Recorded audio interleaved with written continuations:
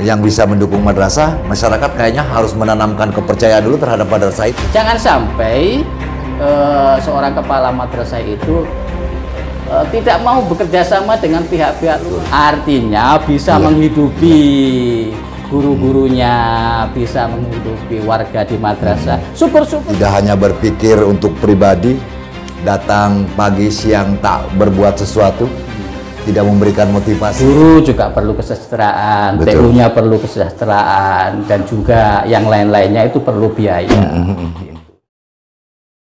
Bismillahirrahmanirrahim. Assalamualaikum warahmatullahi wabarakatuh.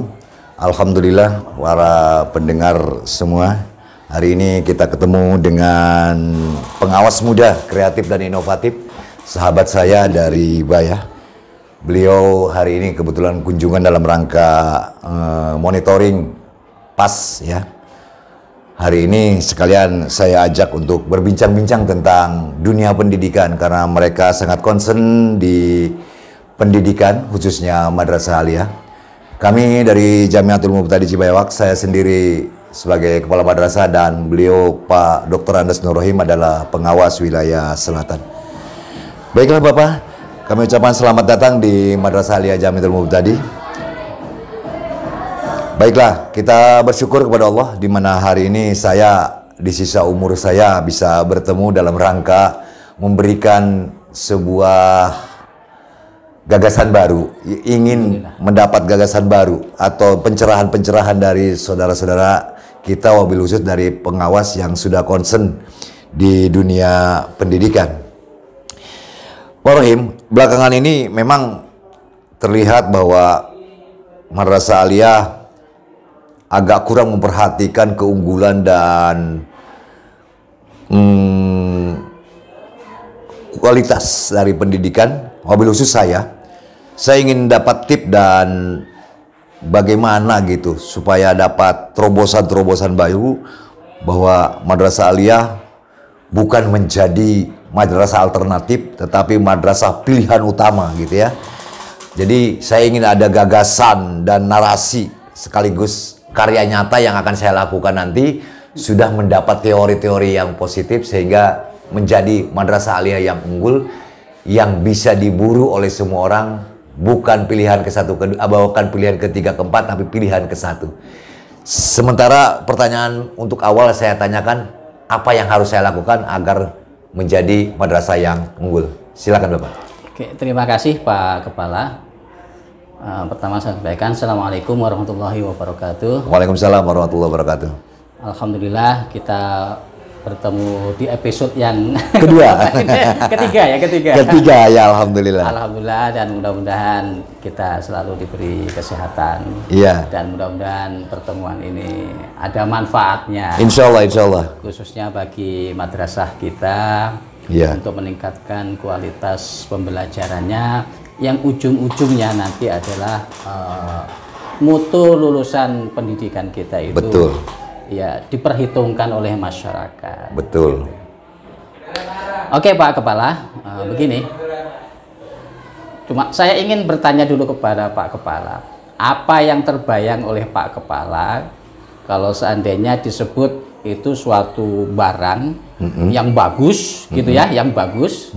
Misalkan, tolonglah ini bukan promosi ya, bukan. Betul. Misalkan Adidas. Nah, atau misalkan kalau sepatu lain yang itu misalkan apa yang bagus itu? Kalau jam Gucci gitu ya. Jam Gucci gitu. Kira-kira apa yang terlintas oleh Pak Kepala kalau misalkan orang menyebut sepatu Adidas? Nah, ini sekali lagi bukan promosi ya. Atau kalau jam Gucci, kira-kira yang terlintas sejenak seketika itu apa gitu Pak Kepala? Menurut saya kualitas. Kualitas. Iya. Ya, betul sekali. Ya. Kenapa kalau ada orang menyebut misalkan Adidas langsung terbayang kualitas? Nah, kenapa kalau misalkan ada orang menyebut jam Gucci itu terbayang juga kualitasnya? Dan tentunya bagus gitu ya. Betul. Karena mereka memberikan jaminan mutunya. Iya. Gitu. Dan untuk memberikan jaminan mutu itu tentunya tidak mudah gitu ya, dan ini perlu perjalanan Ada yang panjang, ada yang pendek. Ini tergantung gitu ya. Tergantung dari kemauan kita gitu. Oke, berbicara madrasah yang bermutu, untuk menuju madrasah yang bermutu atau katakanlah branded gitu ya, branded. Itu ada beberapa hal yang memang harus dilakukan oleh seorang kepala madrasah. Iya, diantaranya? Nah, diantaranya pertama mungkin kita bisa membranding dari namanya, Pak. Jadi membuat branded nama. Misalkan kalau ini Jamiatul Mubtadi Cibayawak, Madrasah Cibayawak, JMC, Madrasah Aliyah Jamiatul Mubtadi Cibayawak gitu.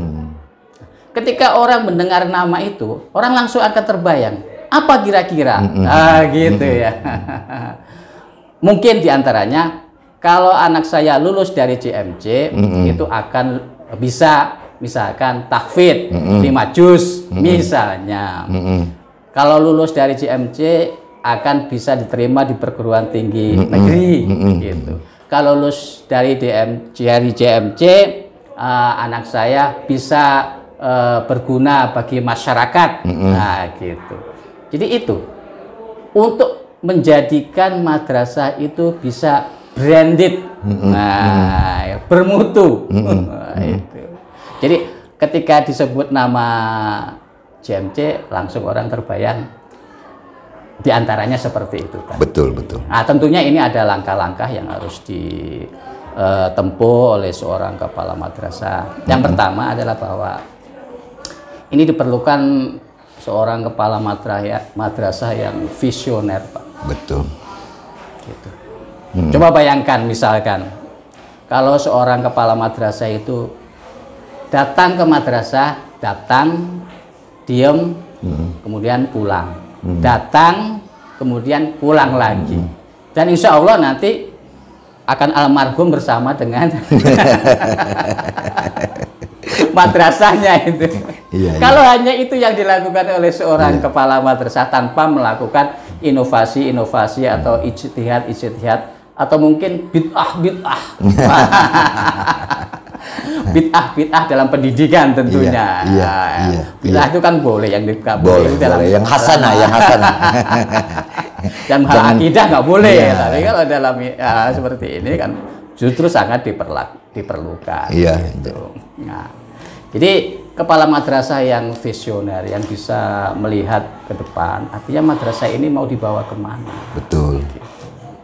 Jadi tanpa seperti itu, saya yakin tanpa ada upaya-upaya, saya yakin madrasah itu ya apa istilahnya ya, jangan ditanya mutu.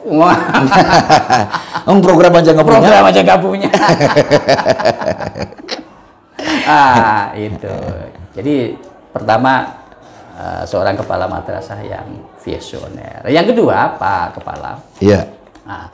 Bahwa untuk menjadi kepala itu kan ada beberapa persyaratan. Gitu. Kalau menurut undang-undang pendidikan guru dan dosen itu ya di sana tahun 2005 gitu, Sisdiknas gitu. Di antaranya kepala madrasah itu harus mempunyai kemampuan dalam bidang kewirausahaan dan sosial. Ini saya pikir yang sangat penting gitu ya. Iya, Pak. Jadi seorang kepala madrasah itu harus mempunyai jiwa kewirausahaan yang kuat, Pak. Jiwa kewirausahaan itu tidak hanya di sekolah itu membuat apa itu namanya koperasi, jualan di sekolah, itu bukan itu saja. Mungkin itu hanya bagian kecil. Tetapi yang lebih penting adalah bagaimana membuat jejaring pendidikan. Jejaring pendidikan. Ada MOU yang dilakukan kepada pihak-pihak luar, mungkin perusahaan-perusahaan, mungkin lembaga-lembaga guna mendukung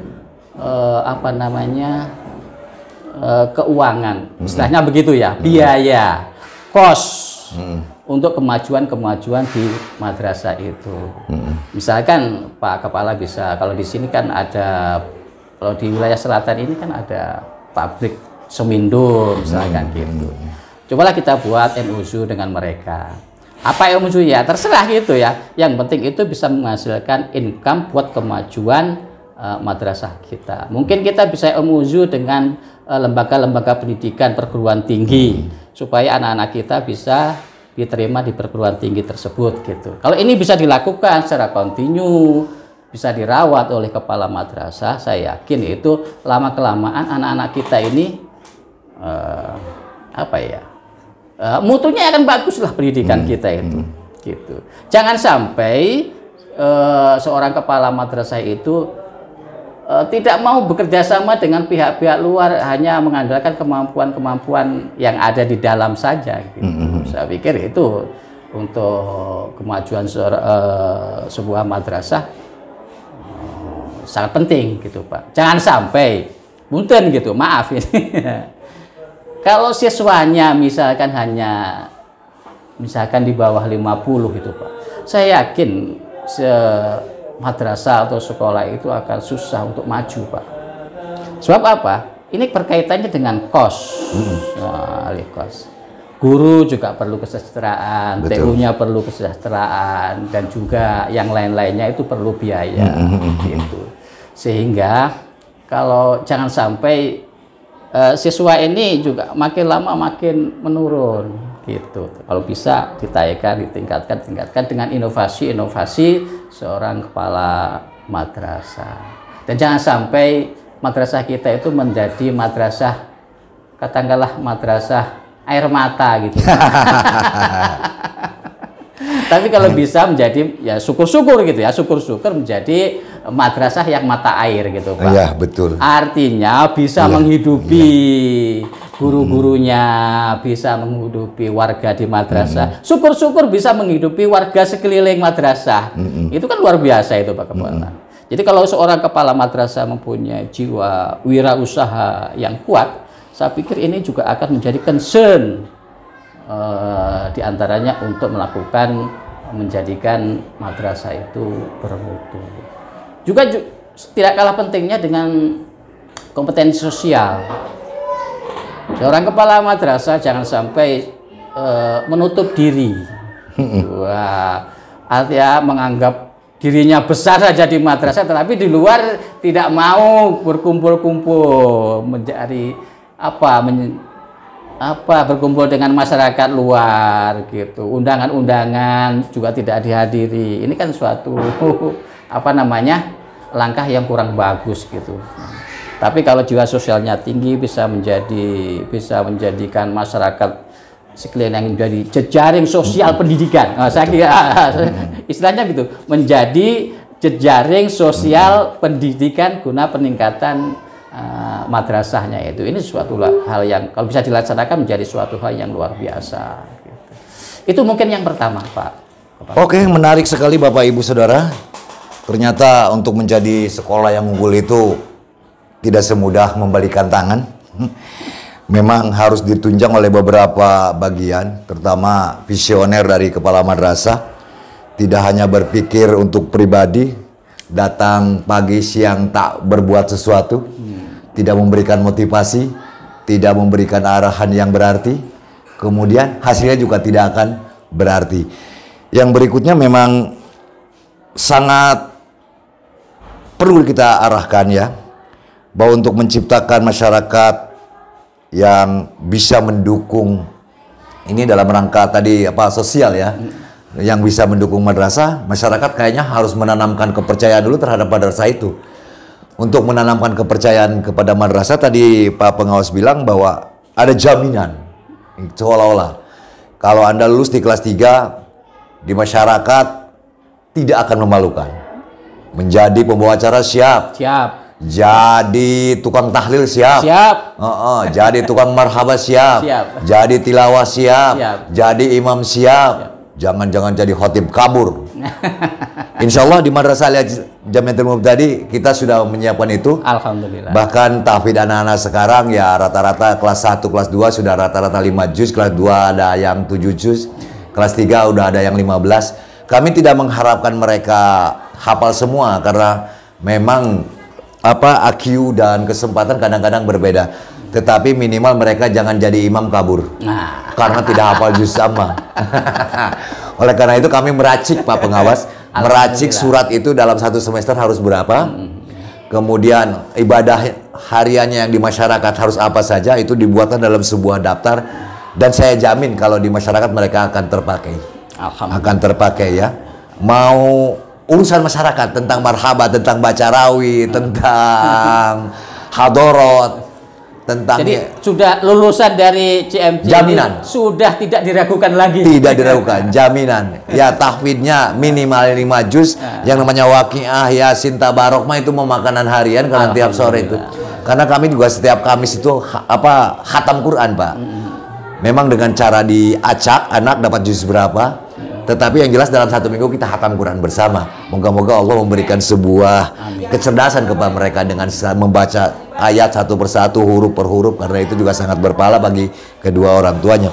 Luar biasa Pak Pengawas, memang hubungan dengan luar saya suka melakukan. Saya belakangan ini kerjasama dengan Al-Azhar, kebetulan ada saya di sana. Mereka sering datang ke sini melakukan bimbingan terhadap gurunya tentang kurikulum, tentang bagaimana membuat karya yang baik. Ini podcast yang baik, terutama ini anak-anak, ini alumnus ini dan sekarang sudah menjadi sarjana, kebetulan yatim piatu gitu ya. Alhamdulillah dia sudah menjadi sarjana, tapi sangat aktif dan kreatif. Ya kemarin kita sampai ke yang pantomim datang, yang teater datang, yang cara menulis berkarya datang, cara podcast gimana, cara membuat YouTube gimana. Alhamdulillah mereka sudah dapat pendidikan itu, karena saya sadar tidak semuanya menjadi kiai, karena tidak semua menjadi tilawah, karena suara Pak Rohim dengan suara saya beda. Kalau saya serak-serak becek, Pak Rohim serak-serak bagus gitu sehingga bacanya beda. Tetapi minimal mereka menguasai ilmu-ilmunya, karena setiap Kamis juga kami selingkan sebelum itu ada tilawah Al-Quran, menguasai minimal 7 lagu dalam Al-Quran, sehingga kalau jadi juri tidak ngarang. Ada juri tilawah nggak ngerti lagu, sangat apa yang dinilai, saya bilang ini bahaya gitu. Nah jadi terima kasih kunjungannya, semoga doa dari Bapak untuk dunia usaha, karena betul bahwa fulus itu penting ya, tapi bukan segalanya ya. Kos itu perlu kita hitung.